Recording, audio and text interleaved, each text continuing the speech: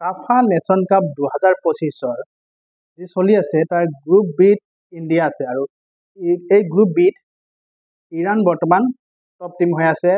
দুখন মেচ খেলি 6 পইণ্টৰ সহায়ত আৰু ইণ্ডিয়া আৰু তাজিকিস্তান 2 নম্বৰ 3 নম্বৰ পজিশ্যনত আছে 3 পইণ্টৰ সহায়ত আৰু আফগানিস্তানে এতিয়ালৈকে দুখন মেচ খেলি কোনো পইণ্ট লাভ কৰা নাই।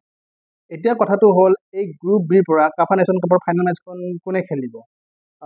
মইতো ক'ম ইৰাণে যিহেতু দুখন মেচ খেলি 6 পইণ্ট লাভ কৰিছে আৰু এখন মেচ আছে তাজিকিস্তানৰ লগত আছে, গতিকে ইৰাণে এই গ্ৰুপটোৰ পৰা ইৰাণে ফাইনেল মেচ খেলিবই, সেয়া কোনো সম্ভাৱনা আছে আৰু ইৰাণে সেই চান্স এতিয়াও হেৰুৱাই নেপেলায়। গতিকে ইৰাণে এইটো গ্ৰুপৰ পৰা ফাইনেল খেলিব বুলি মই ক'ম।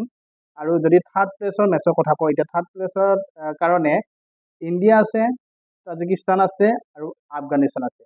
গতিকে ইণ্ডিয়া আৰু তাজিকিস্তান যিহেতু 3 পইণ্ট লাভ কৰি আছে আৰু এখন মেচ বাকী ৰৈছে ইণ্ডিয়া আৰু তাজিকিস্তানৰ লগতে আফগানিস্তানো আছে থাৰ্ড প্লেচ মেচ খেলাৰ, যিহেতু আফগানিস্তান, কিন্তু আফগানিস্তানৰ কথাটো কি হ'ল, আফগানিস্তানে দুখন মেচৰ ভিতৰত দুখন মেচে হাৰিছে, গতিকে 0 পইণ্ট লাভ কৰিছে, গতিকে পইণ্ট লাভ কৰা নাই। গতিকে আফগানিস্তানৰ চান্সটো অলপ কম আছে। এতিয়া ইণ্ডিয়া আৰু তাজিকিস্তানৰ ভিতৰত কোনে থাৰ্ড প্লেচৰ মেচ খেলাৰ চান্স আছে যদি ক'বলৈ যাওঁ, তেতিয়াহ'লে ইণ্ডিয়াৰ কি হৈছে, ইণ্ডিয়াৰ শেষৰ মেচখন, গ্ৰুপৰ শেষৰ মেচখন খেলিব কোনো টিমৰ লগত, আফগানিস্তানৰ লগত খেলিব। আফগানিস্তান হৈছে এই গ্ৰুপটোৰ আটাইতকৈ দুৰ্বল টিম, গতিকে ইণ্ডিয়াৰ সেইটো প্লাছ পইণ্ট আছে। আৰু ঠিক তেনেকৈ তাজিকিস্তানে খেলিব এই গ্ৰুপটোৰ টপ টিমটোৰ লগত, অৰ্থাৎ ইৰাণৰ লগত খেলিব। গতিকে সেইফালৰ পৰা চাবলৈ গ'লে ইণ্ডিয়াৰ এটা প্লাছ পইণ্ট আছে থাৰ্ড প্লেচ মেচ খেলাৰ।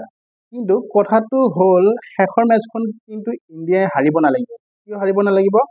ইণ্ডিয়াই যদি শেষৰ মেচখন আফগানিস্তানৰ লগত হাৰে, তেতিয়াহ'লে তাজিকিস্তানে যদি ইৰাণৰ লগত ড্ৰ খেলে, তেতিয়াহ'লে তাজিকিস্তানৰ 4 পইণ্ট হ'ব, তাজিকিস্তানৰ 4 পইণ্ট হ'ব আৰু ইণ্ডিয়াৰ 3 পইণ্ট হ'ব। গতিকে সেইফালৰ পৰা তাজিকিস্তানে থাৰ্ড প্লেচৰ মেচ খেলিব।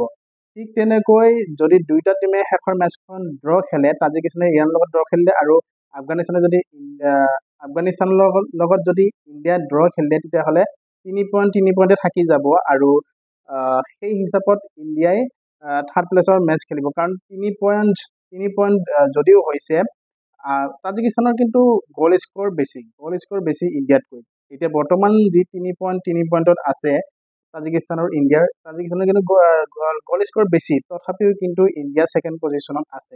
এইটো কাৰণ হ'ল এই গ্ৰুপটোৰ তাজিকিস্তান আৰু ইণ্ডিয়াৰ হেড টু হেড ৰিজাল্ট, কাৰণ এইটো গ্ৰুপত ইণ্ডিয়াই তাজিকিস্তানক হৰুৱাই থৈছে। গতিকে সেই হিচাপত ইণ্ডিয়া আগুৱাই থাকিব, যদিও সমান পইণ্ট হয় শেষৰ খেলখনৰ পিছত তাজিকিস্তান আৰু ইণ্ডিয়াৰ। এতিয়া হেড টু হেড ৰিজাল্ট চাই ইণ্ডিয়াই থাৰ্ড প্লেচৰ মেচ খেলিব আৰু এই গ্ৰুপটোৰ ছেকেণ্ড টপ কৰি থাৰ্ড প্লেচৰ মেচ খেলিব ইণ্ডিয়া। একেবাৰে চিম্পুল হিচাপত চাবলৈ গ'লে শেষৰ মেচখন যদি তাজিকিস্তানে ইৰাণৰ লগত জয়ী হয়, তেন্তে শেষৰ মেচখন আফগানিস্তানৰ লগত ইণ্ডিয়াও জয় হ'ব লাগিব। আৰু যিহেতু তাজিকিস্তানে ইৰাণৰ লগত মেচ খেলিব, ইৰাণ এটা শক্তিশালী টিম, ইৰাণৰ লগত তাজিকিস্তানৰ জয়ী হোৱাটো অলপ কঠিন হ'ব। সেই হিচাপত যদি ইৰাণৰ লগত তাজিকিস্তানে ড্ৰ খেলে, তেতিয়াহ'লে ইণ্ডিয়াৰ চান্সটো বেছি হ'ব। ড্ৰ বা হাৰিলে ইণ্ডিয়াৰ চান্সটো বেছি হ'ব। তেতিয়া আফগানিস্তানৰ লগত ইণ্ডিয়াই কেৱল নাহাৰিলে হ'ল, ড্ৰ খেলিলে হ'ল, তেতিয়াহ'লে ইণ্ডিয়াই ধুনীয়াকৈ থাৰ্ড প্লেচৰ মেচ খেলিব পাৰিব। গতিকে 4 তাৰিখে আছে আফগানিস্তানৰ লগত ইণ্ডিয়াৰ মেচ। মইতো ক'ম ড্ৰ নহয়, ইণ্ডিয়াই আফগানিস্তানৰ লগত যেনেকৈ নহওক জিকক, কাৰণ তাজিকিস্তানক যিহেতু হৰুৱাইছে ইণ্ডিয়াই, মই ভাবোঁ আফগানিস্তানকো হৰুৱাব লাগে ইণ্ডিয়াই এইটো গ্ৰুপত, কাৰণ এইটো গ্ৰুপত আফগানিস্তানৰ দুৰ্বল টিম। সেই হিচাপত ইণ্ডিয়াই আফগানিস্তানকো যদি হৰুৱাই থয় বা ইণ্ডিয়াই যদি আফগানিস্তানৰ লগত জয় লাভ কৰে, তেতিয়াহ'লে কোনো কথাই নাই, ইণ্ডিয়া থাৰ্ড প্লেচৰ মেচ খেলিব পাৰিব। তেতিয়া তাজিকিস্তানে ইৰাণৰ লগত জয়ী হ'লেও কাম নহ'ব। গতিকে সেইটোৱে আশা কৰিছোঁ যাতে ইণ্ডিয়াই আফগানিস্তানৰ লগত জয়লাভ কৰে আৰু মেচখন যাতে নাহাৰে, ইণ্ডিয়াই আফগানিস্তানৰ লগত জয়লাভ কৰে, সেইটোৱে আশা কৰিছোঁ। গতিকে কোনে ফাইনেল মেচখন খেলিব, কোনে থাৰ্ড প্লেচৰ মেচ খেলিব, এই সকলোখিনি আমি ইণ্ডিয়া আৰু আফগানিস্তানৰ মেচখন আৰু লগতে তাজিকিস্তান আৰু ইৰাণৰ মাজৰ মেচখন হৈ যোৱাৰ পিছতে জানিবলৈ পাৰিম। আৰু অহা 8 ছেপ্টেম্বৰ তাৰিখে ফাইনেল মেচখন আৰু থাৰ্ড প্লেচৰ মেচখন অনুষ্ঠিত হ'ব। গতিকে আশা কৰিম ইণ্ডিয়াই অন্ততঃ থাৰ্ড প্লেচৰ মেচখন খেলি থাৰ্ড প্লেচৰ মেচখনত জয়লাভ কৰক আৰু এই কাফা নেশ্যন কাপৰ 3 নম্বৰত থাকক।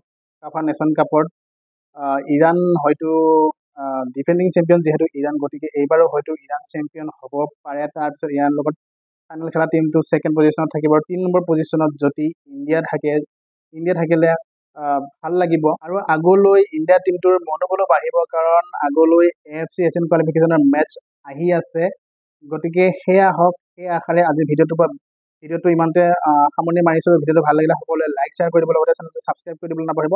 ধন্যবাদ।